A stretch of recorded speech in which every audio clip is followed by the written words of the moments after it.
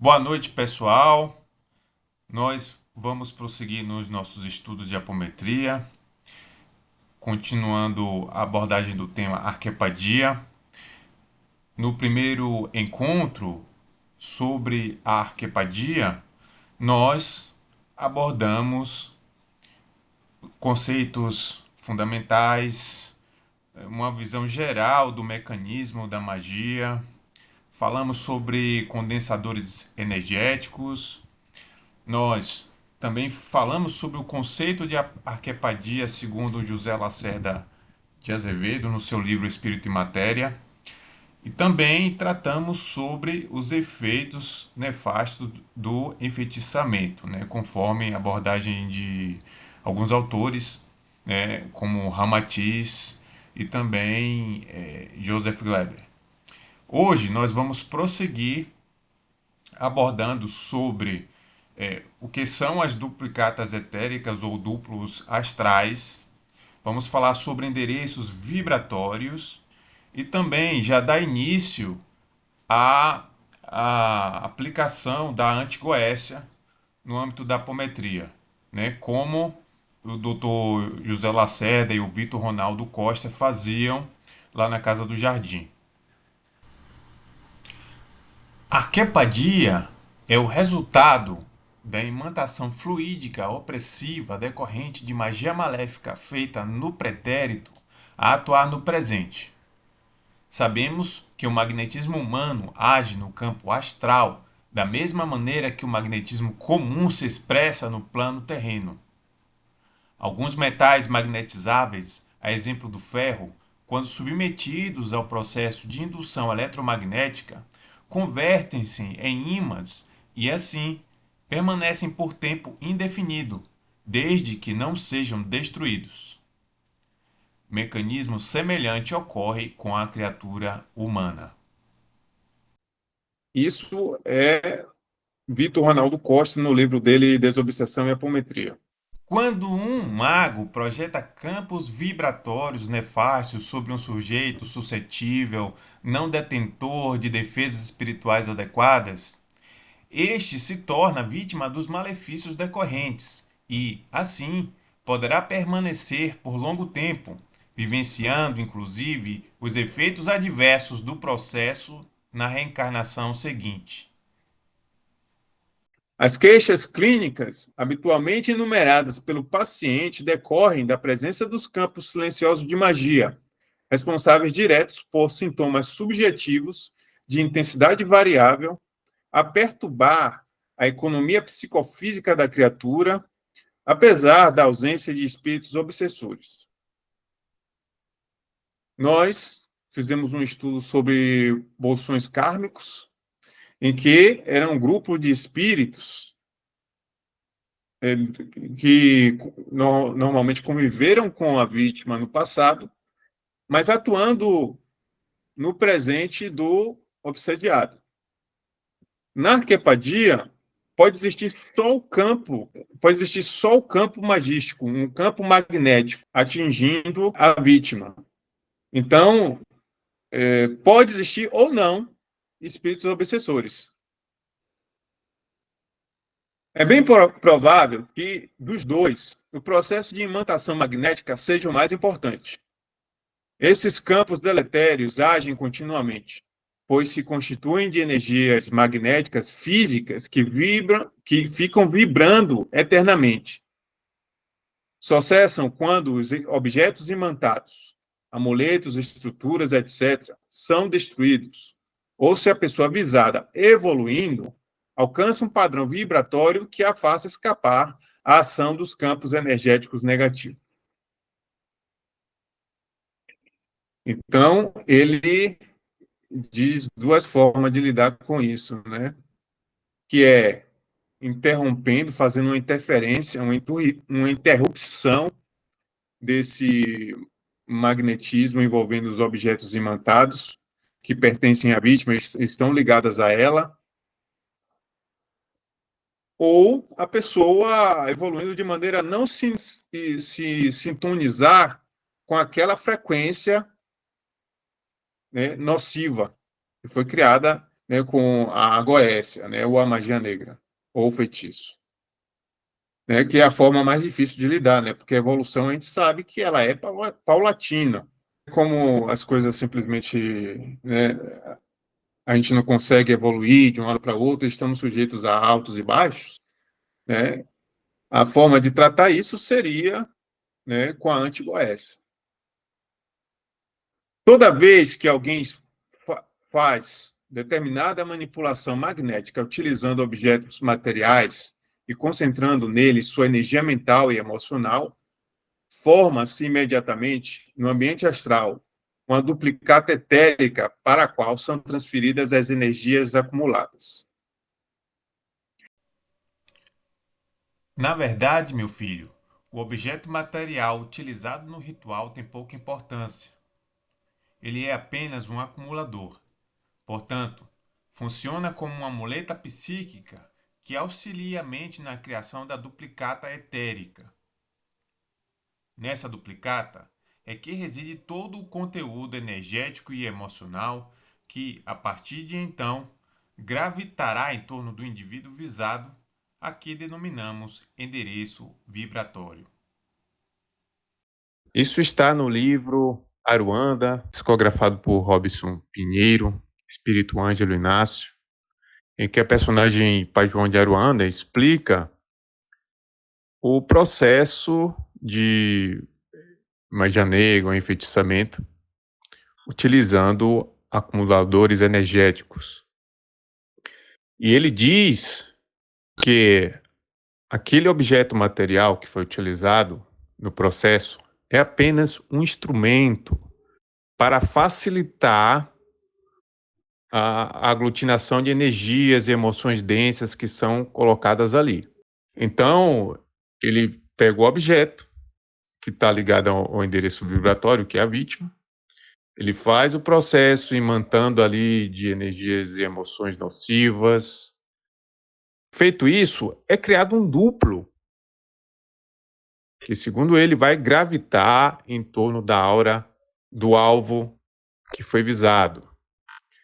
Então, esse objeto material, ele pode ser até destruído, o objeto físico, porque o duplo, ele remanesce. O duplo fica e vai gravitar em torno do indivíduo, né? Vai parar em torno da aura.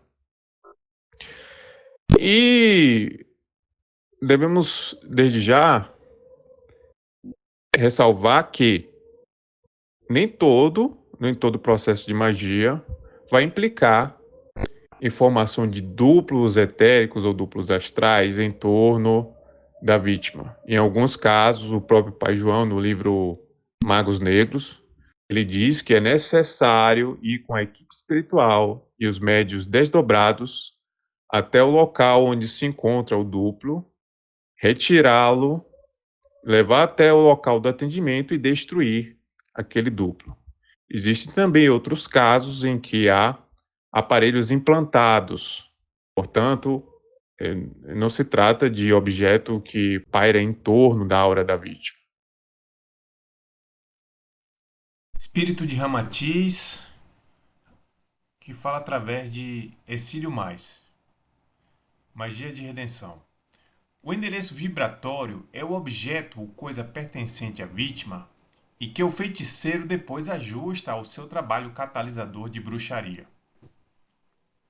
Serve de orientação para a carga maléfica, tal qual os policiais fazem o cão de caça cheirar um lenço ou algo do fugitivo, do qual estão no encalço.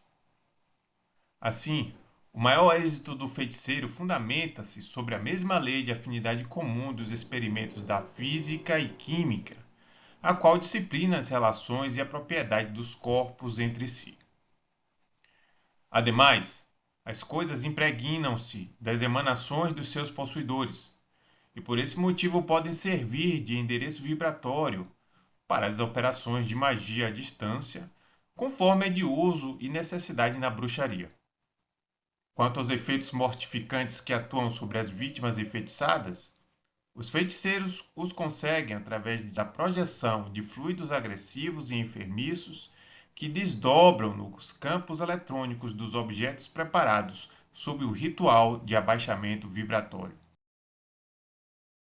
Então, essa coisa utilizada, o condensador energético, teria que ser da pessoa ou está ligada a algo da pessoa, que será o alvo da magia, né, para poder o mago direcionar. É assim que funciona, né? E a Ramatiz fala aqui no final de projeção de fluidos agressivos e enfermiços, que desdobram no campo os eletrônicos dos objetos preparados. Então, ele projeta, né, toda a negatividade ali para que chegue através desse endereço vibratório, dessa assinatura energética, porque aquele objeto contém as vibrações daquela pessoa avisada, né? E aí, esse fluido chega até essa pessoa, né, por esse endereço. Porque a gente sabe que nós, cada um de nós, temos uma assinatura energética, né, inconfundível. Nós somos únicos no universo. Então, cada qual tem sua energia e os nossos objetos ficam impregnados de nossas energias. Agora, Pai João, de uma forma mais simples, ele traz o seguinte conceito de endereço vibratório. O endereço vibratório, na linguagem contemporânea, talvez pudesse ser comparado a um hiperlink, isto é, uma rota ou um caminho através do qual o feiticeiro ou qualquer pessoa pode acessar a mente a ser atingida. Pode-se aplicar esse princípio tanto nos trabalhos de feitiçaria quanto nas atividades de auxílio a pessoas distantes, através da irradiação do pensamento e da emissão fluídica. O endereço vibratório corresponde à localização energética do alvo mental, isto é, daquele que se pretende alcançar, onde se encontra, qual sua característica emocional e vibracional. Enfim, é uma senha para detectar o rastro magnético que todo ser vivo tem, uma espécie de identidade energética. Ao empreender alguma irradiação do pensamento, seja benéfica ou maléfica, o agente usa o endereço vibratório através do qual identifica seu alvo ou direciona energias e entidades para realizar os objetivos estabelecidos. Por essa explicação de Pai João, nós podemos concluir que endereço vibratório, em resumo, é a própria pessoa avisada, ou tudo que contenha o rastro magnético dessa pessoa, já que objetos e coisas podem estar impregnados desse rastro magnético. Ele fala também que esse endereço vibratório também pode ser sintonizado através da visualização criativa voltada para essa pessoa, assim como é feito nos trabalhos à distância, né? Trabalhos de magnetismo à distância, em que a pessoa se encontra distante do local, mas recebe aquela vibração, aquela energia que é enviada, independentemente de onde ela esteja. O duplo astral, irradiando permanentemente energia inferior, terá uma vida real, embora estruturada nas vibrações próprias do ambiente astralino. A duração de sua existência será proporcional à vontade do magnetizador, à sua disciplina mental firme e persistente, bem como ao conteúdo emocional emitido na hora do encantamento e mantido posteriormente. Essa energia ficará suspensa em torno do endereço vibratório, ou seja, da pessoa que se deseja prejudicar, até que ofereça condição favorável para que os fluidos mórbidos sejam por ela absorvidos. A aura da pessoa enfeitiçada ou visada pelo processo obsessivo sentirá o impacto violento das vibrações como danos mais ou menos profundos, de acordo com a sensibilidade do indivíduo e a força geradora do princípio mórbido. Agora pense comigo, né? Aqui ele faz uma observação no início, que depende, a duração depende da vontade e da disciplina mental firme do magnetizador, né? Do mago. Imagine você, como ele é esse que antigamente. As crianças com 7 anos elas eram levadas para o templo e aí viviam um processo de iniciação que é dos 7 até os 42 ou 49 anos de idade. Quando eles se tornavam, então, um mago já formado, né? Um mestre, para poder iniciar outras pessoas. Durante toda a vida e passando anos, né, se ele se desvirtuou para o mal, passando meses ou anos concentrado, manipulando fluidos para determinada pessoa. Aí estaria o fundamento da arquepadia, né? Dessas magias antigas que perduram independentemente de a vítima estar reencarnando, né? E passar por séculos. E aí ele observa aqui em Aruanda, né, para João, fala que, mais uma vez, que essa energia fica suspensa em torno do endereço vibratório.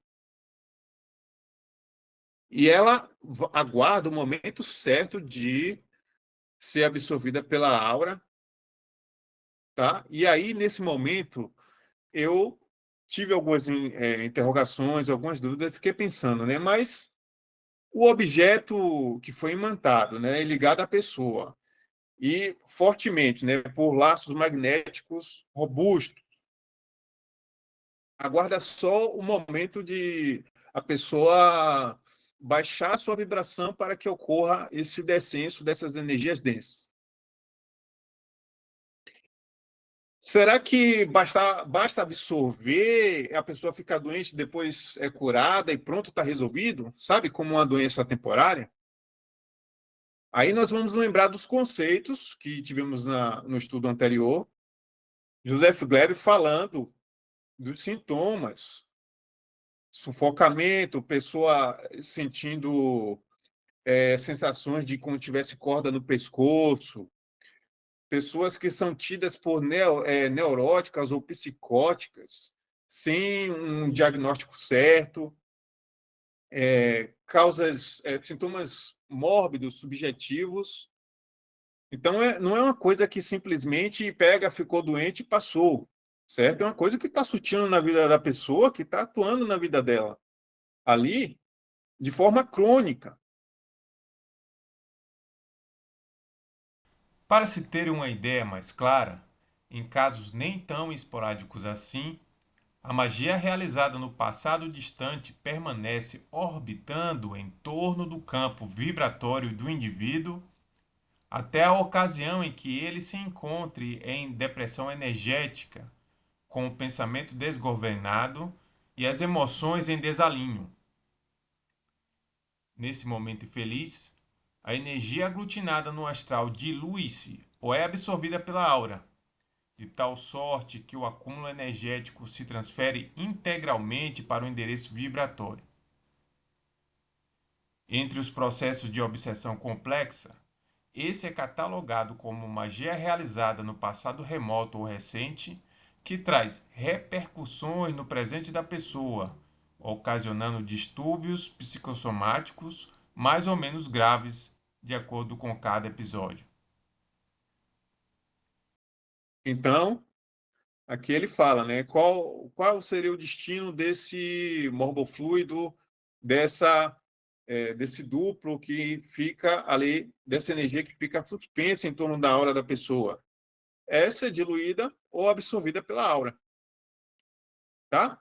Mas quando a gente fala em arquepadia, e que se fala dos sintomas, não é uma coisa que simplesmente a pessoa vai ficar doente por um tempo e depois ficar curada, né? Algo mais complexo que até a medicina tem dificuldade de tratar. Vocês compreendem? Ok.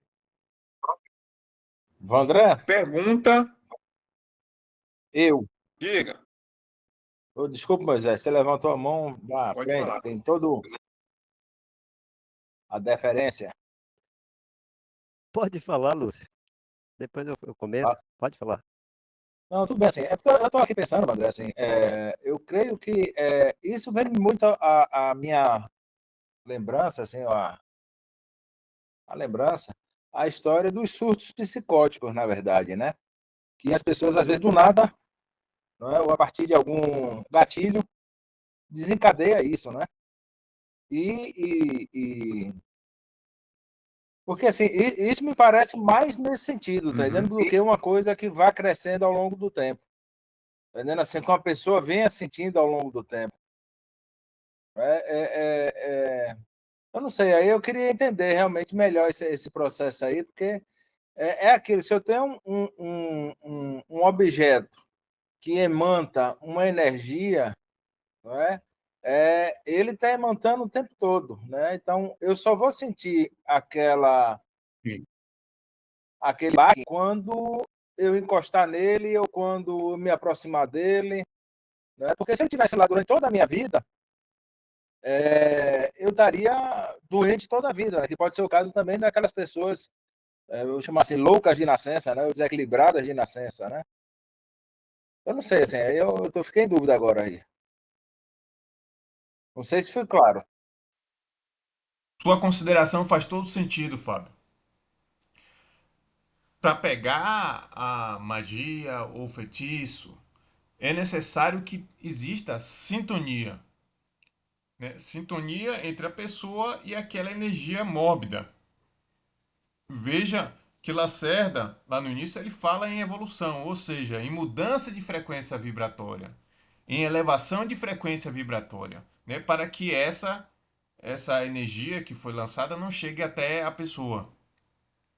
O problema é que, como nós somos humanos e temos os nossos momentos de instabilidade emocional, pode ser que essa magia chegue justamente nessa hora. E estamos tentando entender como é que isso acontece na arquepadia. É Moisés, só relatar, porque Vandré trouxe uma coisa aí, né? No texto anterior, lá, na verdade, tem uma. Você fez o tratamento e pronto. Então, é uma experiência minha mesmo, né? Já relatei um pouco isso em estudos anteriores, e que eu estava num tratamento. É parecido com eles não colocam como apometria, mas eu identifico como sendo. Enfim, lá eles não fazem nem anamnese. Onde eu quero chegar? Eu estava fazendo o tratamento, eles detectaram alguns equipamentos em mim, eu não relatei nada para ele, sinto dor em tal lugar. Vou citar três pontos chaves. Eles encontraram um capacete em mim, e isso realmente estava mexendo no meu cognitivo e tudo mais. Não sinto mais isso. Sinto uma dor no tornozelo que a medicina descartou qualquer problema que eu tenha no tornozelo. Eles encontraram como uma tornozeleira. Essa dor melhorou até certo ponto. Encontraram tipo uma armadura no meu peito. Isso tinha melhorado. Onde eu quero chegar? O tratamento foi interrompido porque o líder do grupo faleceu e eles estão se reorganizando para retornar. Então, o capacete realmente eu não sinto mais, mas a dor no tornozelo, vez por outra eu sinto, embora menos intensa, e a sensação no peito e sufocamento como se tivesse sendo degolado, alguma coisa assim, tá? Degolado não, asfixiado, né? Em volta do meu pescoço. Então, daí a questão da continuidade no tratamento. Eles prescreveram para mim 20 sessões. Eu cheguei a nona sessão. Daí interrompeu por conta do ocorrido lá com o líder, né? E eu já estou procurando alguém de apometria para dar continuidade ao trabalho. Embora o trabalho lá eles digam que não é apometria. E realmente eles não trabalham com os comandos, mas é um trabalho que é feito através dos corpos desdobrados. Então, eles vão encontrando, vão detectando em tal corpo, encontrei isso, aquilo. Então, é um grupo assim de médios. Então, enfim, é só para a minha contribuição aí com relação ao que eu vi na página anterior, no slide anterior, e que me reportei a isso, a minha própria experiência. E estou em busca de apometria para me tratar. Cris. Então, eu vou aproveitar, vou aproveitar até para esclarecer melhor essa questão. As dores são constantes, Sim. aparecem esporádica, como é que aparecem essas dores? A dor do tornozelo é quando eu estou caminhando. Tem vezes que eu caminho e volto para casa sem sentir nada. Às vezes eu caminho 5 metros e aí a dor já começa, eu tenho que diminuir a marcha, tá? E o ortopedista não encontrou nada, ok? A dor do tornozelo, tá? Não tem nenhum gatilho. Eu já observei, né? Nisso aí eu sou bom, porque eu aprendi a me observar e tudo que ocorre comigo eu vou primeiro buscar em mim a resposta e não encontrei nada, nenhuma coisa assim. Ah, tal coisa. Por que acontece essa pressão justamente entre 17 e 18 horas? Nenhum gatilho que eu possa identificar. Por que essa dor no tornozelo? Às vezes que eu estou andando, não sinto nada, e muitas vezes ando um pouquinho só e a dor vem. E aí eu busco em mim, tem alguma coisa? Não encontro nada. Até então, por mais observador de mim mesmo, Tá, auto-observador que eu seja, não identifiquei. ok. Alguém mais ia fazer algum comentário? Cris levantou a mão.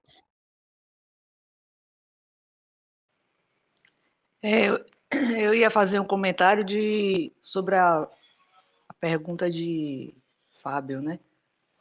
Foi uma pergunta, foi um comentário. Já não lembro mais, porque eu estava concentrada na história de José. Eu lhe tirei do foco, não foi, Cris? Eu estava conversando hoje de manhã, não, fique tranquilo, é importante sua contribuição também. Uhum. Eu estava conversando hoje até com meu tio sobre esse caso, né? O irmão dele, que é meu outro tio, que desencarnou. E foi uma questão de arquepadia também, né? Ele ficou noivo de uma filha de pai de santo e foi para o interior, né? E aí a história que ficava pairando na família, né? Era justamente que ele voltou, ninguém sabia o que foi feito. E aí quando ele voltou carregado para a casa de minha avó. E daí em diante, ele não era mais ele, né? Ele tinha poucos momentos ele mesmo. Então, às vezes era a noite toda ele conversando sozinho, dizendo que não era, que ali ele mandava na casa, que ele era o coronel, que ele era não sei o quê. Então ele começou a falar várias coisas e às vezes ele ficava muito agressivo, né? E, enfim, aí começou a ficar muito assim desequilibrado e foi um momento que teve uma coisa assim dele avançar, né? Ele avançava em minha avó, ele avançava nos irmãos e aí teve que ser amarrado e levado para o psiquiatra para ver qual era a questão e foi detectado na época que era esquizofrenia. Daí em diante a coisa foi se agravando e aí com o tempo, ele foi levado para o Rio de Janeiro. Naquela época, os loucos ficavam, né, em manicômio e foi era diagnosticado com choque, né? Até, enfim, os órgãos, Sim. né, falharem e aí ele desencarnou. O, é, passou esse tempo todo aí. Aí, um belo dia, a gente estudando, né? A gente começou a estudar apometria e eu não ia nem contar esse caso. Eu só estou contando agora porque coincide com essa história aí. Foi uma coisa que eu contei para meu tio hoje. Porque eu contei só para minha mãe, porque foi um recado para minha mãe e os outros irmãos, né? Mas na época aí foi passando, eu esqueci de contar. E a gente não teve também a oportunidade de sentar junto e falar sobre isso. E aí, um belo dia, eu tinha feito um negócio lá na Umbanda. Foi algum trabalho que teve, e aí eu tive um desdobramento. Eu contei a pai Paulo, né? Relatei a ele, e aí ele me traz, assim, algumas coisas que realmente ocorreram, né? Então, assim, o desdobramento foi. E naquele período ali, já tinha um tempo, não falei nada, ninguém, assim, não tinha nada a ver aquela questão com o desdobramento, né? Para você ver, não estava falando sobre o assunto, nada. Mas foi um vácuo que ficou entre o que foi que aconteceu, que ele chegou daquele jeito e dali em diante se desenvolveu a esquizofrenia. Então, o desdobramento foi uma explicação daquilo. Então, foi feito um trabalho e eu assistia isso. A entidade era um preto velho que me relatava tudo o que foi que aconteceu. Então, eu assistia a cena do que foi que aconteceu. E aí, nessa história, ele estava no local lá da casa do pai de santo. Ele foi levado porque estavam namorando, tinham decidido viver juntos, né? Iam casar, alguma coisa assim. E aí o pai de santo disse assim: "Você é Ogã". E aí ele disse assim que ele não queria porque ele já tinha uma coisa com o espiritismo, né? Já tinha uma afinidade com o espiritismo. Ele gostava de frequentar o centro e a a pessoa veio oferecendo alguma coisa para ele comer. Tome aqui, você vai colocar isso em tal lugar. E aí, porque ele era Ogã, né? Quem é Ogã no candomblé é para entregar as oferendas, né? É responsável por essas energias aí. E aí ele não quis. Aí ele se negou a fazer isso. Só que a pessoa fez alguma coisa para ele. Então, no momento em que ele tocou no objeto, aí já estava ocorrendo a magia. Então, essa foi a cena que eu vi no desdobramento. E, e daí em diante, ele negou, mas ele foi enfeitiçado, né? Ele foi magiado naquele lugar. E aí ele voltou. Quando ele voltou a com a imantação do trabalho que ele negou, porque ele negou ser Ogã naquele trabalho ali, porque a filha do pai de santo tinha algum comprometimento lá, né? Enfim, aí despertei e fiquei intrigada com aquela história, porque eu assisti aquela cena e perguntei ao pai Paulo se aquilo procedia, né? Que até então eu nem sabia o que era e tal. Então, enfim, o que ocorreu e que pode vir a ocorrer é justamente qualquer magia, quando ela é para afetar a pessoa, ela realmente ela imanta em determinados corpos espirituais. E aí ele vai se processando. A questão da esquizofrenia ocorreu logo depois. Ele já tinha mediunidade. E com esse trabalho se intensificou mais ainda e desorganizou toda a questão aí, né? Enfim, Outra coisa é em relação a, a esses corpos, né? Como essa magia, ela vai se acoplando, né? Que pode ser de dois casos, ou em vidas passadas, a pessoa se utilizou disso, e aí ela traz cargas vinculadas, e isso a gente viu nos próprios livros, né? Quando a gente estudou. E é essa situação aí, que é entre um passado próximo e foi irradiando e se tornando alguma coisa mais agravante. Esse é uma das histórias, mas não quer dizer que toda esquizofrenia é proveniente de magia, ok? A gente não pode generalizar esse ponto, e cada pessoa é uma pessoa. Tem pessoas que sintonizam com a energia. Sim. Então você pode entender. Uma vez eu vi um preto velho que foi em uma casa que eu frequentava aqui, o senhor até desencarnou, porque ele estudava até o livro de. Ele falava muito sobre um livro de meditação, que agora eu esqueci o nome da pessoa. Todo mundo estuda aí Minutos de Sabedoria. Não, é um livro mais complexo, é de um hindu, né? E aí ele falava sobre isso, e aí de repente ele começava também com essas orações, e aí ele recebia um preto velho, né? Aí esse preto velho é que realmente dava a palestra. Eram poucas pessoas e ele trabalhava com isso. E aí uma vez o preto velho, alguém perguntou: "Ah, a magia pode matar uma pessoa?" Então esse preto velho respondeu que sim, que a vida pode ser abreviada. Agora sim, como isso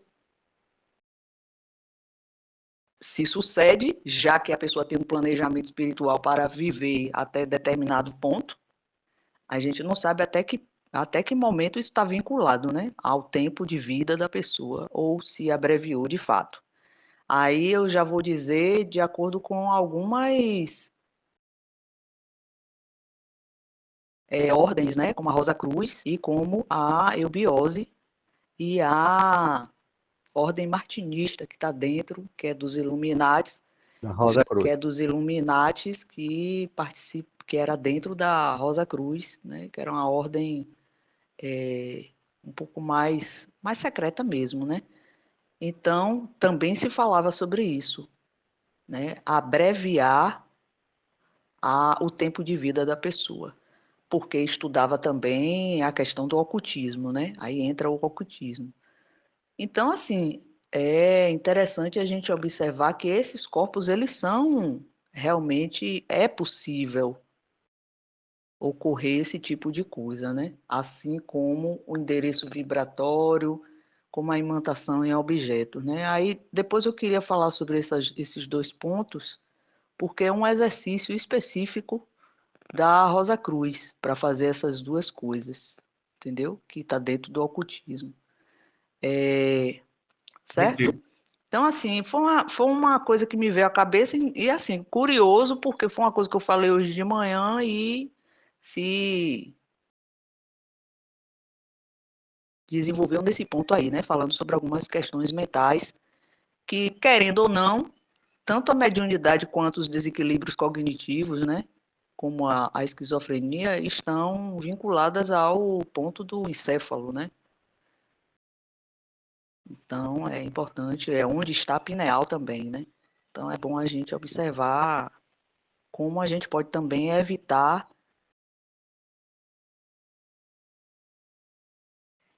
disso ocorrer, né? A gente tem os pontos aí, como esse que a gente faz todo início, né, de pirâmide ou qualquer outra imagem que a gente fortalece com a ideoplastia, né? Agora vamos entrar na pergunta que Ângelo Inácio faz a Pai João de Aruanda quanto às condições que favorecem a descida vibratória. E quais condições favoreceriam a descida vibratória do fluido mórbido para o indivíduo em questão? Resposta: naturalmente, temos que considerar as defesas psíquicas de cada um, a vibração ou sintonia individual. Por outro lado, as pessoas em geral estão sujeitas a estados psíquicos e emocionais muito oscilantes em seu dia a dia. A depressão, a angústia, as fobias e mesmo os comportamentos ditos desregrados, aos quais os indivíduos por vezes se entregam, fazem com que haja um rebaixamento vibratório que favorece a absorção do morbofluido. Veja que Pai João confirma o que nós comentamos há pouco sobre a necessidade de existir uma sintonia vibratória para a absorção do morbofluido, né? A necessidade de um ajuste de frequência da pessoa atingida com aquelas energias. Ou seja, a pessoa que está em maus momentos, que pode ser qualquer um de nós, em emoções desequilibradas ou em desalinho, podem, nesse momento, absorver a energia que foi enviada através do feitiço, do enfeitiçamento ou da magia, né, e sofrer ali as consequências nefastas. Lembrando que isso desmistifica a afirmação de que aquele que não acredita não pega. Basta a pessoa se colocar numa condição destas aí de depressão ou angústia, para que ela receba, né, aquela energia que está ali girando em torno dela, só aguardando um momento propício para que seja absorvida pelo alvo. No instante em que há essa abertura, o cúmulo energético ou borrão astral de energias densas, contagiosas e demais elementos infecciosos são despejados sobre a aura ou campo magnético individual. A tela atômica ou etérica do indivíduo, estrutura que se localiza entre o duplo etérico e o perispírito e é responsável pela defesa psíquica e imunológica, literalmente se rasga e é afetada. É muito semelhante ao que ocorre com a camada de ozônio em torno da Terra, em resposta às agressões ambientais. Pode mesmo comparar essa película protetora que envolve o indivíduo com a tela etérica. Uma vez afetado o campo etérico pelas causas citadas, torna-se muito fácil que os fluidos e energias infecciosas sejam absorvidos pela aura de qualquer pessoa. Dentro da divisão dos nossos corpos dimensionais, nós temos o corpo físico, o duplo etérico, que também é físico, mas não perceptível aos olhos físicos. Temos o corpo astral, o corpo mental e os demais corpos sutis, que são o búdico e o átmico.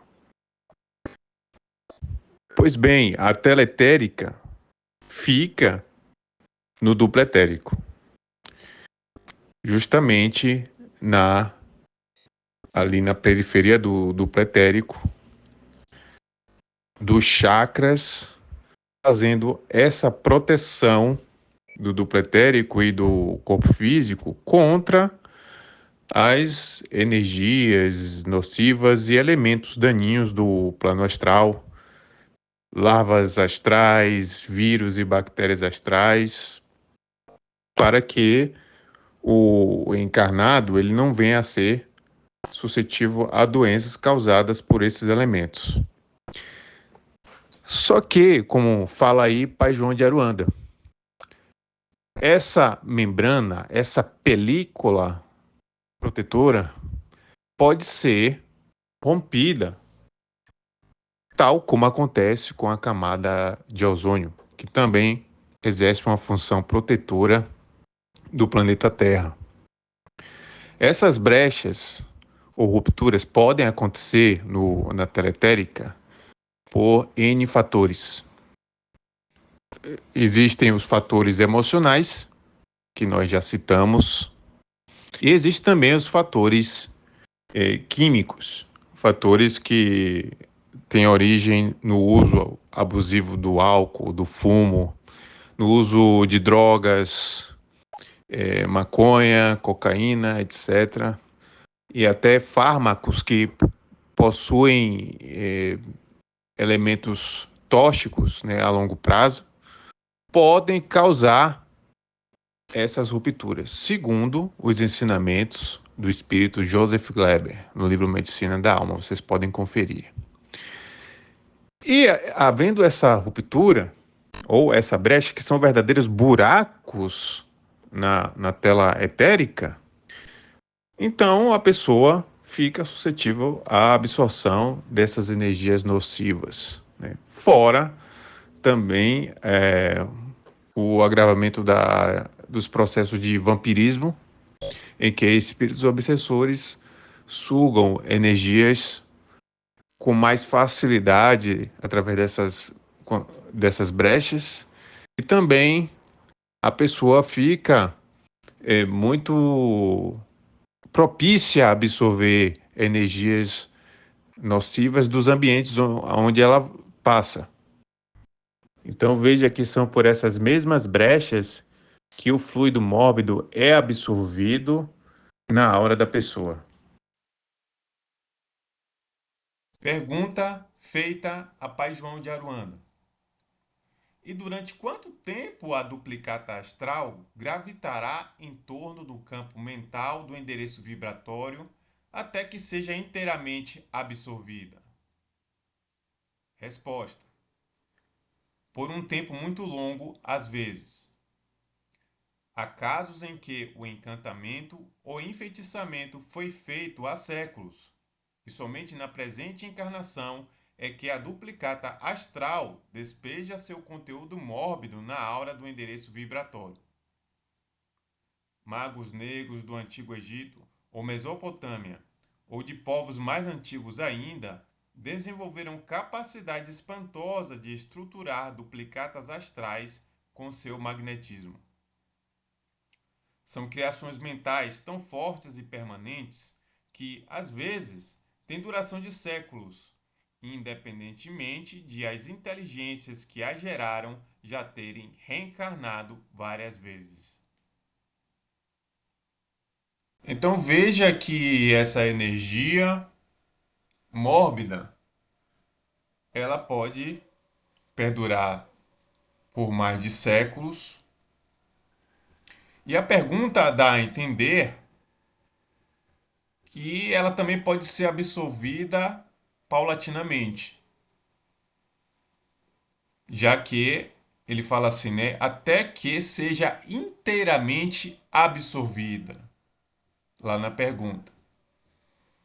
Então pode ocorrer, é uma ideia minha, de que essa energia seja absorvida paulatinamente ao longo das vidas daquele endereço vibratório. E ele também cita o Antigo Egito e a Mesopotâmia, sendo que, de acordo com os ensinamentos do livro Magos Negros, nessa época o que vigorava era a magia fetichista. Ou seja, eles usavam instrumentos, condensadores energéticos, para poder estruturar as duplicatas astrais. E que nessa época nós já tínhamos uma psicosfera já muito contaminada, então era necessário usar esses objetos para poder formar as duplicatas astrais.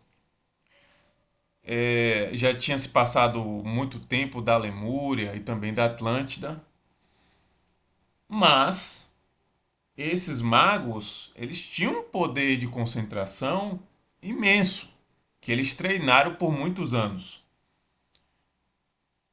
Daí que essa forma de pensamento, essa energia morbofluida, essa duplicata astral, permanecem vai permanecendo e, digo eu, vai lentamente se desgastando, mas durando até séculos, conforme a força do seu Criador,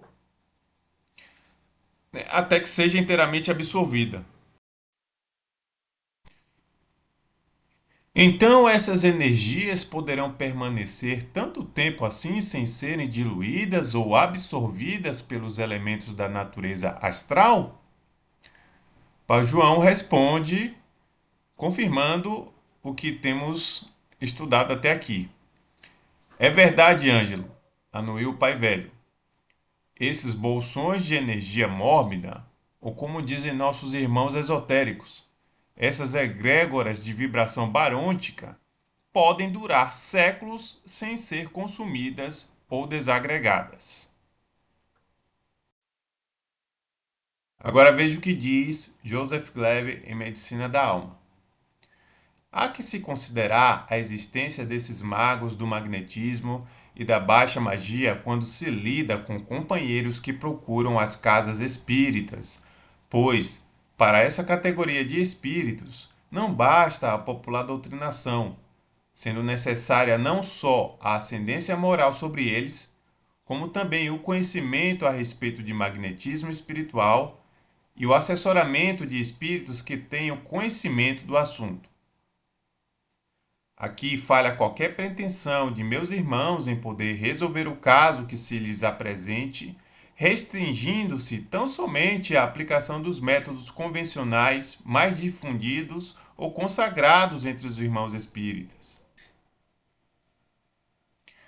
Será necessário utilizar-se de técnicas adequadas para desativar as bases desses magos das trevas, destituir-lhes de seus poderes iniciáticos e desmantá-los magneticamente de suas vítimas, desfazendo os campos vibratórios criados em torno da pessoa, da residência ou dos objetos utilizados por aqueles que lhes sofrem a influência.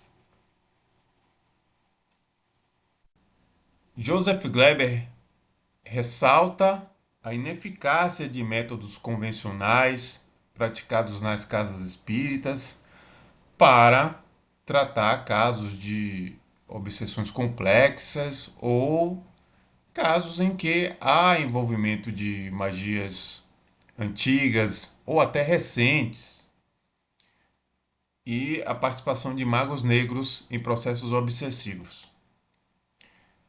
Ele enfatiza a necessidade de os trabalhadores do plano físico se instrumentalizar, conhecer do assunto e saber se a sua equipe espiritual, os espíritos que são os trabalhadores daquela instituição, têm o conhecimento técnico, o conhecimento adequado para lidar com esses casos.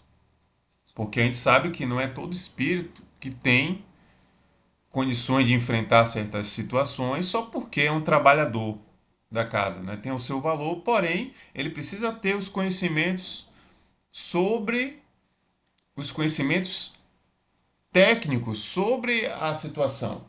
Conhecer de magnetismo, conhecer de magia, ter noção dos mecanismos de magia, saber como funciona e como desfazer. E o trabalhador do plano físico tem que se certificar da sua equipe espiritual, para que ele esteja bem amparado. Então veja que não basta somente, né, a doutrinação e o choque anímico.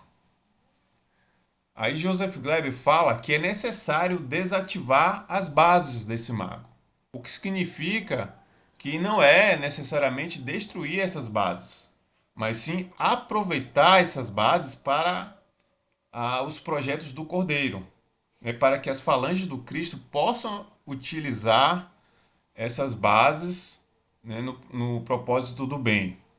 Se for para destruir, conforme orientação espiritual, a apometria ensina as técnicas de destruição pelo fogo etérico, né, através das salamandras, e também pelo uso da energia telúrica.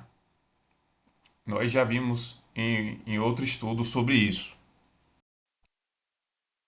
Joseph Gleb também fala da necessidade de destituir os poderes dos magos, o que é feito através da aplicação da nona lei da apometria, que o Dr. José Lacerda de Azevedo chamou de lei do deslocamento de um espírito no espaço e no tempo, através da qual o espírito ele pode ser regredido até o tempo da sua iniciação, e lá é feita uma anulação dos campos energéticos que esses espíritos receberam em cerimônias de iniciações em templos, tal como o Dr. José Lacerda ensina. E o João Pedro Farias Rodrigues, no livro Apometria, os procedimentos do método, ele tem um capítulo lá que ele fala de tratamento de espíritos em templos do passado. E lá ele explica que o mago pode ser regredido pela aplicação da nona lei. Ele vai até o tempo da sua iniciação. E aí é aplicada conjuntamente a técnica da despolarização dos estímulos da memória para fazer o espírito esquecer temporariamente aquilo que ele aprendeu no que concerne a magia, sendo feita em seguida uma polarização e o retorno ao presente. É preciso esclarecer que esse esquecimento ele é temporário, né? Porque o espírito ele não perde aquilo que ele aprendeu ao longo de sua jornada evolutiva. Mas ele esquece temporariamente para tomar novos rumos em sua trajetória. E Joseph Gleb também fala da necessidade da desimantação magnética das vítimas. Como isso pode ser feito? Essa desimantação pode ser feita através da aplicação de passes magnéticos específicos, né, a aplicação do magnetismo para cortar os laços fluídicos com os espíritos imantados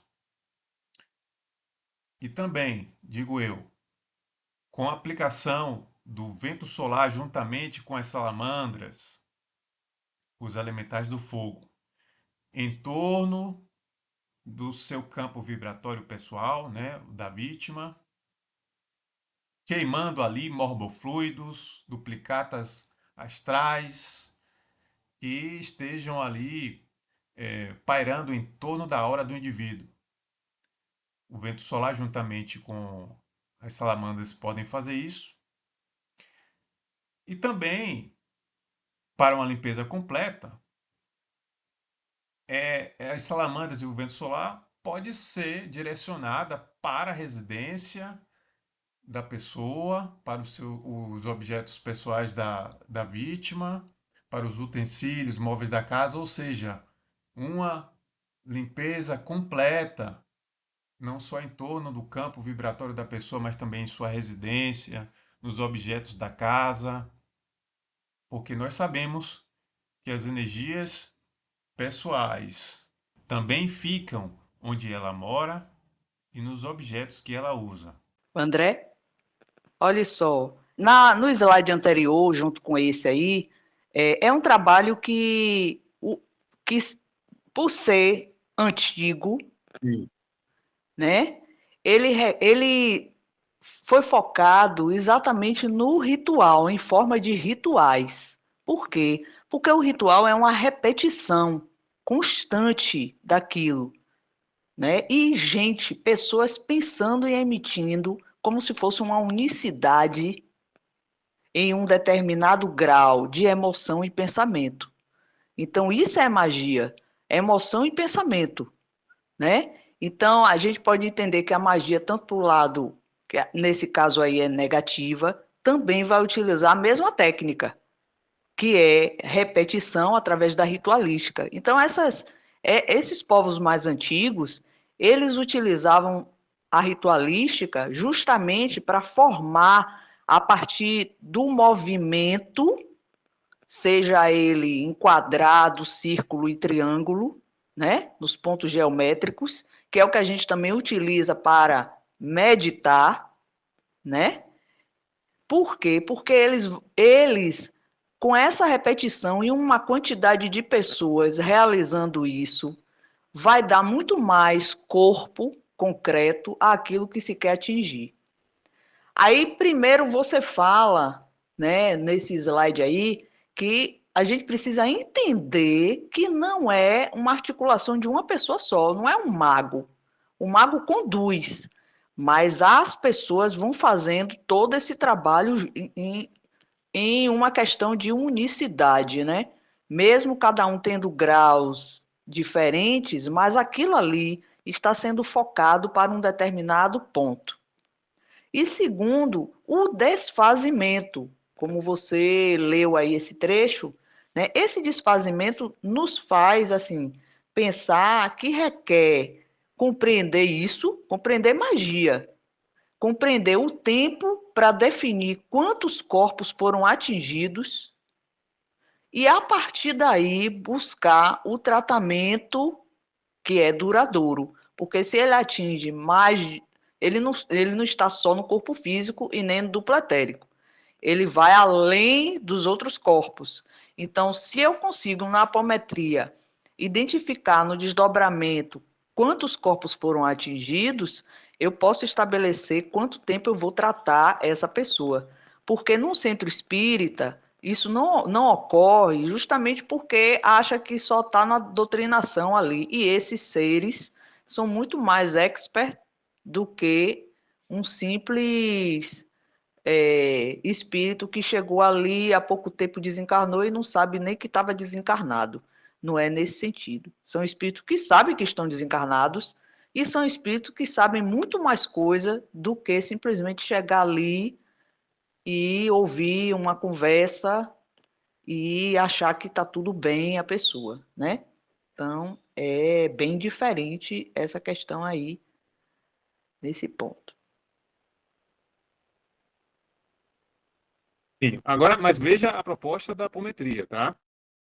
Porque a apometria busca tratar de maneira simples, sem rituais, certo? E muito menos elementos materiais, como se faz no desmanche de feitiço dentro das casas de Umbanda, Candomblé, que se usa elementos materiais, claro, respeitando, né, a forma de trabalhar de cada um, mas devemos respeitar e também dar o seu valor, né? Mas a metodologia da apometria dispensa elementos materiais e ritos, tá? Veja só como é Exatamente. que... Mas aí cada qual vai tirar sua conclusão ou se aprofundar, certo? Isso. Veja só E como é foi diferente do caso anterior, né? O caso anterior foi um exemplo de algo que foi identificado e teve como consequência uma esquizofrenia, né? Não Sim, é algo assim, foi uma experiência, né, que foi relatada a isso. Então depende do que foi mostrado para mim e do que eu também entendi, né? Então nesse intervalo aí de que foi dado como esquizofrenia, isso não foi resolvido, porque não foi só um ato de uma magia e não tinha como tirar isso em algum outro, com uma outra magia. E também é muito menor do que um trabalho como esse aí, que é feito por uma ritualística de mais pessoas. Então a gente pode entender também que o trabalho dos seres, né, que querem destruir a humanidade, não é um trabalho de um só, é um trabalho de uma legião. sim, Aí é que a sim, gente entende como coletivo, porque está todo sim. mundo, É. mesmo sendo conduzido, né? E quanto mais mentes envolvidas no processo, mais forte vai ser a imantação, né? mais Exato. pessoas ali reunidas e concentradas para aquela direção, né? Há de se considerar isso. E vamos lá. A técnica de desfazimento dos campos negativos de ação contínua, descrita páginas atrás, surpreende pela facilidade de aplicação. E, uma vez executada, faz cessar efetivamente os sintomas opressivos do inditoso enfermo. Recordemos que as cargas magnéticas por nós desferidas terão como objetivo a anulação das imantações negativas dos objetos magiados. Isso feito, rompe-se automaticamente os elos vibratórios que incidem sobre o paciente. Se, porventura, os médios acusarem a presença de algum bolsão kármico relacionado à história pregressa do paciente, as entidades do bolsão serão imediatamente contidas em campo de força ideoplastizado pelo dirigente e resgatadas sob o amparo das equipes espirituais que nos orientam. Isso é fala de Vitor Ronaldo Costa, que foi contemporâneo do Dr. José Lacerda de Azevedo, e é a metodologia utilizada pela Casa do Jardim, e sendo que a Casa do Jardim também, né, através do que é o João Pedro Farias Rodrigues, né, eles utilizam também as salamandras, certo? A energia do fogo para destruir essas duplicatas astrais, né, essa carga magnética, para romper essa carga magnética. Bolsão kármico nós já vimos, né? Sobre o que é, tem um estudo só sobre bolsão kármico. Então, a arquepadia pode vir acompanhado ou não de espíritos relacionados, né? Ou grupos de espíritos. E aí, quando ele falar de páginas atrás, é essa técnica que eu vou mostrar para vocês, que é uma técnica que é descrita no livro Espírito e Matéria. O Vitor Ronaldo Costa, ele só faz copiar o que o José Lacerda fala sobre o desfazimento de campos magísticos. O atendimento dos casos de magia maléfica só deve ser considerado concluído após o desfazimento das imantações fluídicas dos objetos que entregam o despacho. Esse artifício técnico torna-se absolutamente necessário, pois, caso o indivíduo permaneça vinculado ao campo negativo que o imanta ao feitiço, jamais se livrará da simatologia opressiva que o domina, permanecendo por tempo indeterminado na qualidade de vítima sofrida. Isso significa dizer que os campos silenciosos de magia devem ser desfeitos obrigatoriamente. Como de praxe, a técnica empregada para o desmanche poderá ser comandada à distância. Conjugamos pensamento, vontade e magnetismo, agindo de acordo com a metodologia relativamente. Aí ele transcreve. Costumamos projetar poderosos campos energéticos em forma de jatos de alta frequência. Estes jatos desintegram como se fossem de fogo os campos negativos que imantam os objetos magiados. Com a destruição dos campos magnéticos astrais dos amuletos e objetos usados nos trabalhos de magia negra, todos os encantamentos, fórmulas mágicas e orações se desativam automaticamente. Muito simples. O grupo que está no atendimento de apometria se concentra e direciona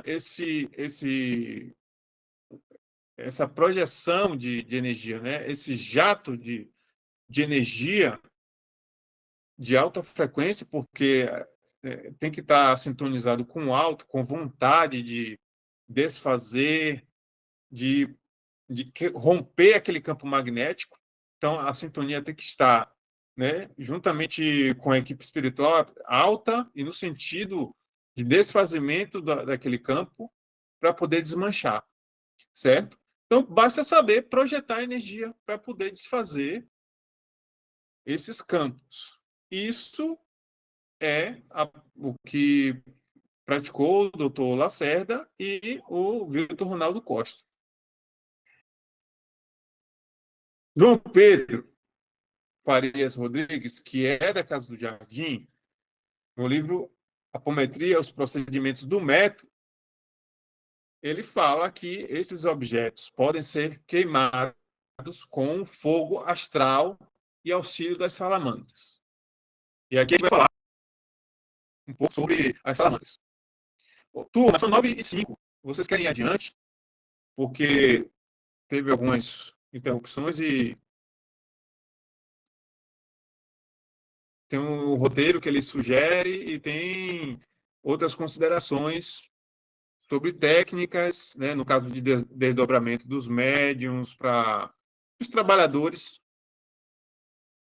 para irem até o local onde o feitiço foi feito, arrancar o duplo e levar até a sala de atendimento para que esse duplo seja queimado, ou simplesmente usar, ou, se for o caso, o fogo em torno, o fogo astral ou etérico, em torno do consulente, né, da pessoa que está fazendo o atendimento de apometria, para queimar, né, e assim resolver. Mas aí, né, eu acho que ia demorar um pouco. Vocês querem prosseguir? É melhor ir para a próxima, viu, André? Eu não vou conseguir ficar até mais que isso. Vamos deixar para depois, né, então. Diga, Ide.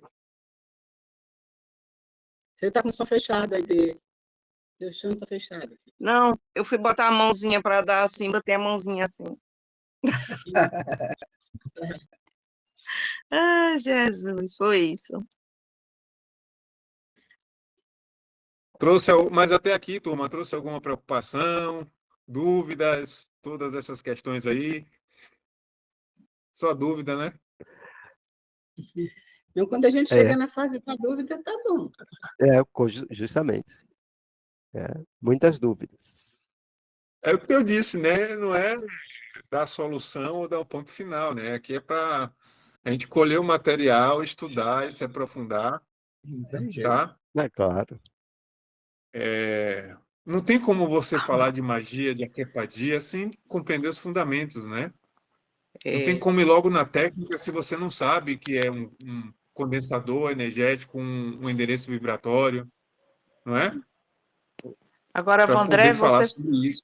você disse assim, é simples o que José Lacerda fez, mas assim, ele foi dizendo isso aí, mas será que realmente foi quanto tempo que se fez isso? Que ele não diz, né? E se realmente tirou tudo? Tá lá anotado? Não tá. E aí, vamos... Ele sempre fala que as técnicas aplicadas eram com sucesso, né? Vamos pensar, né? Se esse objeto ele é alcançado através dessa projeção de energia, dessa emanação fluídica pelos integrantes e que fazem isso em alta frequência, não seria a tendência, não seria desmanchar mesmo, que aquele objeto não iria resistir a essa alta frequência, é como se ele fosse queimado mesmo, literalmente. Mesmo que a gente não visualize fogo, né, mas se for luz, visualizar muita luz e, né, aquilo ali não vai suportar, né, vai se desintegrar. Se for uma forma de pensamento, se for um morbofluido. Né, só que aí tem casos que a gente sabe que não é tão simples, são obsessões complexas, às vezes tem aparelhos implantados. Quando são aparelhos implantados, mesmo no livro Legião, Pai João fala, recomenda-se fortemente que induzir o mago para ir lá e desmantelar e desfazer o aparelho implantado, certo? E aí tem que encontrar o obsessor relacionado a esse para poder tirar. né? Aparelho implantado, não é um borbofluido em torno da aura, é uma coisa mais complicada, né? E aí talvez eu imagino assim, fazendo um desdobramento do paciente. Se o paciente está com algo implantado e vamos supor não tem mago, como é que você vai fazer? Não tem mago para você pegar e induzir ele, lava lá e disfarça, né? Tem que desfazer aquilo ali, a pessoa já não está no tempo dela, já está precisando, já tem uma certa consciência, né? O karma dela se cumpriu, está na hora de pôr um limite no mal aí, né? Ela já sofreu bastante, está na hora de cessar. Se você imantar, se você colocar esses jatos, direcionar esse jato de energia para o corpo da pessoa, vamos supor que a pessoa tem um aparelho parasita no seu corpo astral, você desdobra e direciona esse fluido para esses objetos que estão ali imantados no paciente. Isso será suficiente para desmanchar e desfazer? Dissolver aquele objeto ali impregnado? Tem que ver isso, né? Tem uma equipe espiritual especializada para esses casos, né? Porque tem solução para. Tem que ter alguma solução, né? Mesmo que a gente sabe, né, que a apometria não é uma varinha de condão, mas tem que encontrar alguma solução, né, para aquele caso. Nem que seja por outra forma, né? Mas está aí esse questionamento, né? Será que esses jatos de energia seriam suficientes para tirar esses objetos implantados quando não tem mago, né? E quando os condensadores energéticos não estão em torno da pessoa e estão, por exemplo, nas profundezas do mar, ou estão em outro meio, né, habitar nas matas, o que é que pode ser feito? Isso aí a gente vai ver no próximo encontro, tá? Os médiuns podem fazer sintonia e desdobrados e pegar aquele duplo, ou, com auxílio dos elementais, trazer essa duplicata para o local de atendimento e queimar essa duplicata ali na sala de atendimento da apometria. Morbofluido, em torno de pessoas enfeitiçadas. Podem ser destruídas por salamandras? Podem. É só usar, sintonizar, pedir assistência superior dos peritos no manejo dos elementais do fogo, ou você sabendo fazer, concentrando no elemento fogo, manejando as salamandras, mas sempre pedindo a assistência superior, pode desmanchar. Os feitiços simples com morbofluidos em torno da aura. Daí que se recomenda sempre utilizar salamandras. Às vezes você não sabe o que está com você ali em torno de sua aura. Se você sabe usar os elementais, as salamandras, em torno da aura, juntamente com o vento solar, eu quero até fazer um estudo à parte sobre isso aí, pode dissolver essas formas de pensamentos, esses condensadores energéticos astrais. Tá, turma? Vamos encerrar aqui, tá? Devido ao tempo. Alguém queria fazer alguma consideração final? Mas muito obrigado, viu, pela presença e paciência de todos vocês. Tá? Obrigado a você, grande André. Eu sou Gratidão muito aí. grato a todos, né? A você e a todos. Tá bom? E é isso, turma, viu? Alguém poderia fazer a prece de encerramento?